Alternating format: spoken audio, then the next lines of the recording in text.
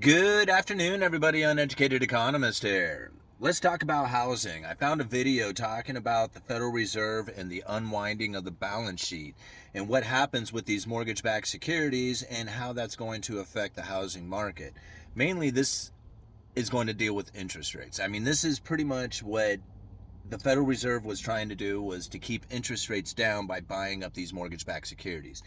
Okay, so if you're not familiar with mortgage backed securities, this is pretty easy to understand. Now, it's complicated on the actual mechanisms of how it works, but the principle behind it is pretty simple. If you took a box and you threw a bunch of mortgages into it and sold that box off to an investor, that's like the mortgage backed security.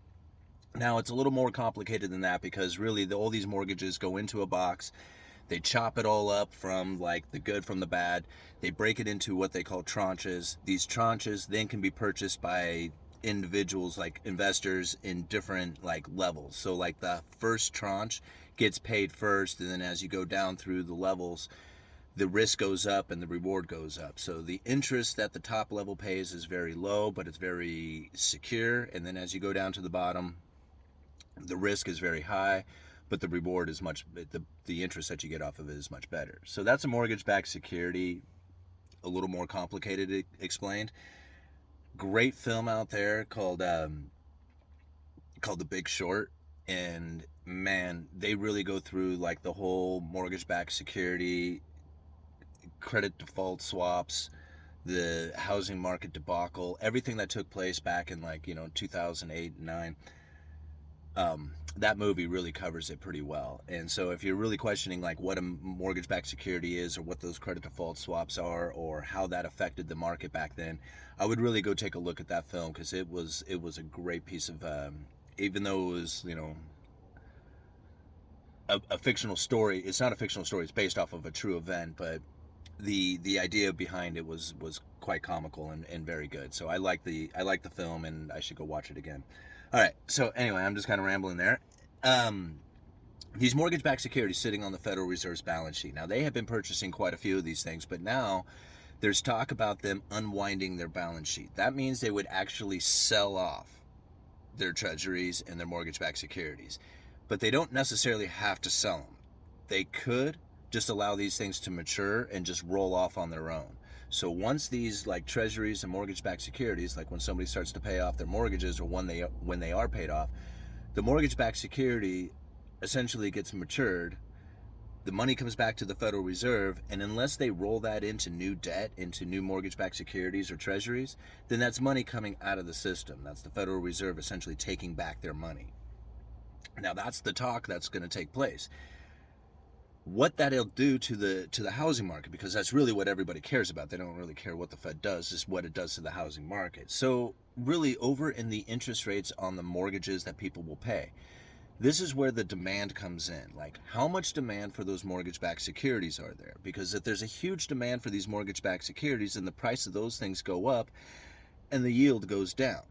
That means the interest rate on your mortgages go down, or the loans that you can take out for a mortgage goes down. So as the Federal Reserve is buying up these mortgages, it drives the price of these mortgage-backed securities up, the yields down. That gives everybody the availability to go and refinance their homes.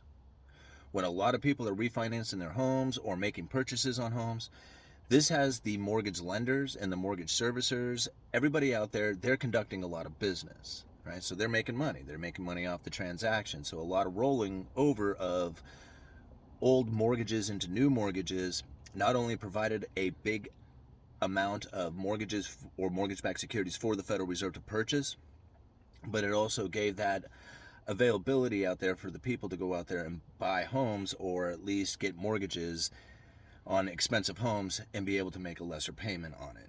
Does all that make sense? Like, this is what the Federal Reserve was doing to try and support the households and businesses out there by keeping interest rates low, so people can continue to go out there and buy new homes or refinance their homes, one or the other. So now what we have to worry about is the Federal Reserve actually selling these mortgage-backed securities off. And so if they're not a buyer, there needs to be a buyer out there. And who's going to be willing to buy these mortgage-backed securities? I mean, this is where the question comes in, because the Federal Reserve has been purchasing so much of it over the quantitative easing that has taken place here over the last year and a half, or whatever it was since they started. It's like a false buyer in this market.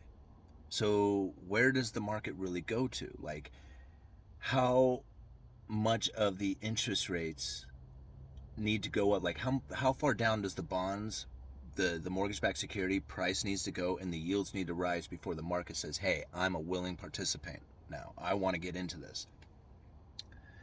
That would be the bigger question. So the Federal Reserve, they don't really necessarily have to sell anything. They can just sit there, like, just hang out and sit on their hands and let these mortgages roll over, and they could roll them into new mortgages. They could say, hey, we're not going to mess with our balance sheet, we're just going to let it sit right where it's at. We're not going to adjust the level of it or the composition. That's what they usually say is the composition of the balance sheet. So they may not buy any more of them, but then again, they may not allow any to roll off their balance sheet either. And then yet they could roll that old stuff with the profits into new stuff. So it's constantly buying into the market. There's a lot of questions on what's going to happen.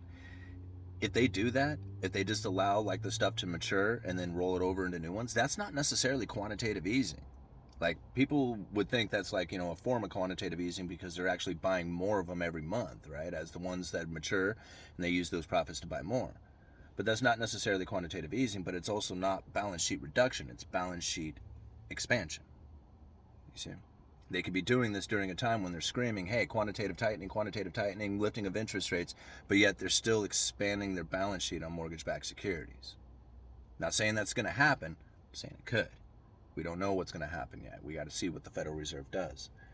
I know that the Federal Reserve, from some of their statements that they have made in the past, has said that they need a functioning mortgage market in order to have a functioning monetary system. They will not let the mortgage market or the housing market crash. They will not let it happen. Think about this, okay? So if it takes like purchases of mortgage-backed securities, rolling over of mortgage-backed securities, or just the market participating in these mortgage-backed securities, one way or the other, I would imagine that these things will only reach a certain level as far as the yields goes on them, or the price falling on them will only go to a certain point before the Federal Reserve will step back in and say, no, we can't do this any further. If we do, it's going to start messing with our monetary policy, and we're not going to have that. So keep an eye on the Fed. Keep an eye on what their balance sheet's going to look like for mortgage-backed securities. They're done saying, they said that they're not going to be purchasing. We know that part. But what are they going to do with the stuff that's already on their balance sheet? Are they going to allow it to roll off, or are they going to roll that over into new debt? That's going to be a big question. Balance sheet reduction is going to have the major effect on what I feel is going to be the downturn in the housing market, if there was going to be one. But if they could find enough participants in the market itself, like as they do this game and they realize, holy moly, man, people really like the interest rates that these mortgage-backed securities are paying, and we're finding a lot of voluntary investors, like the market is just like, hey, we're digging these things. They could be like, hey, we're getting out.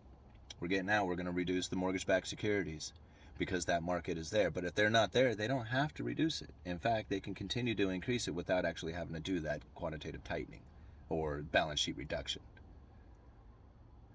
I'm going to go back to work. Uneducated economist, you guys let me know.